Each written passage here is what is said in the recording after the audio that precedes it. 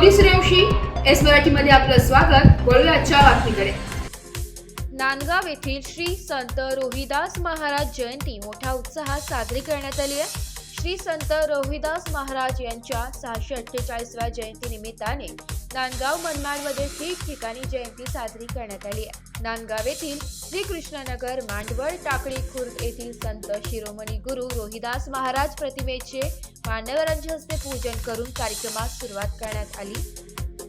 माजी नगराध्यक्ष राजेश जी कवडे, आनंद Kasliwal, advocate Sachin Salve, Sunil Jadhav, Shivaji Patil, Shashikant Sonawane, Suresh Narayan sir, Siddhesh खरोटे, सौरभ वर्धेकर उपस्थित मान्यवरांचा चर्मकार बांधवांच्या हस्ते शाल पुष्पहार देऊन सत्कार करण्यात आला आणि मांडवळ या ठिकाणी संत रोहिदास महाराज यांचे प्रतिमेचे रथयात्रा काढत डीजेच्या तालावर ढोल ताशांच्या गजरात संत रोहिदास महाराज की जय असा जल्लोष करत रथयात्रा काढण्यात आली।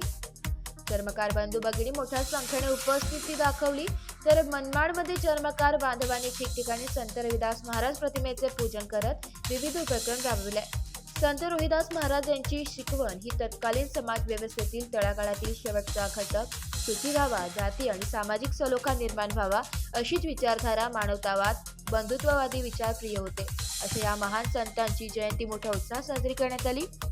नांदगाव तालुक्यातील सर्व चर्मकार बंधू भगिनी मोठ्या संख्येने उपस्थित होते। एस मराठी न्यूज साठी जिल्हा प्रतिनिधी विजय बडोदे, नांदगाव।